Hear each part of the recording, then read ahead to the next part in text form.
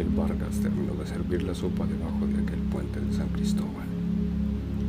La noche estaba templada, hacía calor, pero la estructura subterránea de la construcción permitía la entrada de unas corrientes de viento que refrescaban al hambriento habitante de calle.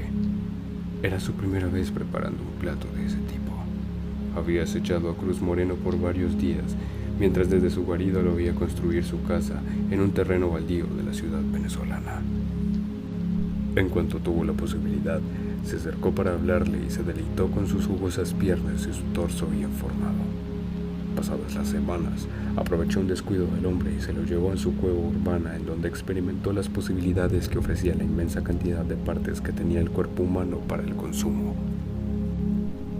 Primero hizo una sopa con las orejas. Los tejidos expidieron un sabor ligeramente amargo, pero al intentar masticarla se dio cuenta que eran imposibles de digerir, por lo menos para la dentadura del ser humano.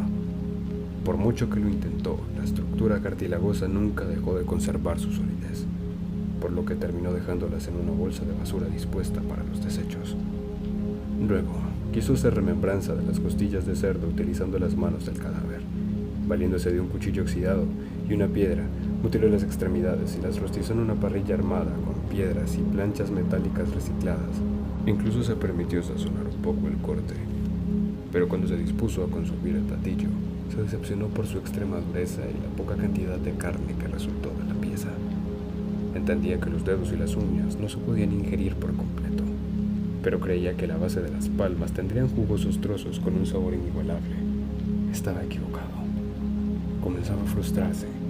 Había construido grandes expectativas alrededor de la posibilidad de ingerir a una persona, pero se había dado cuenta que nuestro cuerpo no era tan apto para el consumo como pensaba. Sin embargo, quedaban muchas partes por delante y era menester apresurarse, pues ante la ausencia de un refrigerador para conservar la carne, era necesario consumir cuanto antes la mayor cantidad de comida, evitando que comenzara a pudrirse y a ser digerida por los gusanos. Don Ángel pensó entonces en los gusanos.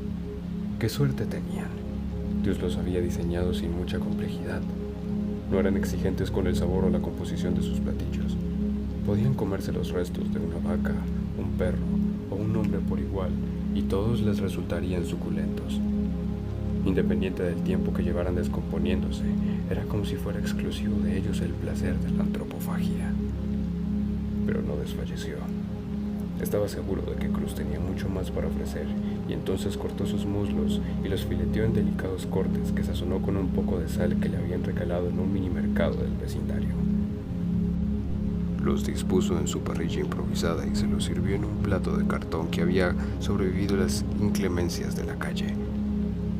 Vargas abrió las puertas de plástico de su refugio y se adentró emocionado porque presentía que esta vez sí podría satisfacer sus ansias culinarias. Se sentó cruzando sus piernas y se permitió oler la carne asada. Un aroma inigualable salía del plato. Nunca había olido algo así. Recordó los hedores insípidos de las raciones del manicomio y se regocijó en la dicha de la sazón de la muerte. Tomó un trozo entre sus manos y se lo llevó a la boca casi con protocolo, como si el acto de comer fuese una especie de rito santificado que merecía un alto grado de solemnidad. Tomó el trozo entre sus manos y se lo llevó a la boca casi que con protocolo, como si el acto de comer fuese una especie de rito santificado que merecía un alto grado de solemnidad. A diferencia de las orejas, los muslos se dieron ante la fuerza machacante de los dientes del esquizofrénico. Entonces, la gloria se transformó en sabor y comenzó a recorrer la boca de Don Ángel, quien no pudo evitar la exaltación de un gemido de placer auténtico. La carne era suave, los tejidos se separaban de forma fluida, lo que facilitaba el consumo. En cada mordisco, jugos llenos de sabor empanaban el pedazo y bañaban las papilas gustativas del comensal. El líquido tenía una textura aceitosa que ningún otro alimento podía ofrecer. Un elixir divino que lo transportó a los jardines del paraíso más idílico que cualquier hombre podría imaginar. A sus ojos, era tan suculento como comer peras. El sabor tenía propiedades regresivas. Lo llevó a sus otras vidas, allá donde era exitoso y más feliz. Supo eliminar de forma parcial las voces de los muertos que acechaban su cabeza y por un momento erradicó los atisbos de locura que habían determinado el curso de su existencia desde que era tan solo un adolescente. Parecía imposible que un pedazo de comida tuviera la capacidad de subvertir el curso de la vida, pero los muslos de Cruz lograron que Don Ángel no sintiera más envidia de los gusanos.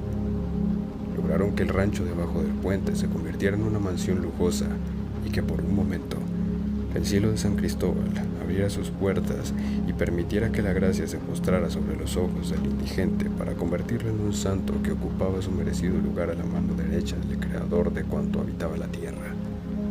Desde entonces, cualquier plato palideció frente al gustillo inigualable de la vida humana. Don Ángel Vargas comía arroz, patatas y una que otra hortaliza, pero nada podía siquiera acercarse a ese sabor celestial que lo había extasiado días atrás. Pensó entonces que así como Dios había creado las plantas para hacer ensaladas, los granos para hacer acompañantes y las frutas para hacer bebidas, también creó al hombre con una sazón inigualable, con el fin de que pudiese ser disfrutado en los banquetes más exclusivos del mundo y de la historia. Pasen a Manteles. La alta cocina de San Cristóbal les invita a probar las preparaciones más sofisticadas del comegente. ¿Qué parte de su propio cuerpo van a querer degustar en la velada de hoy?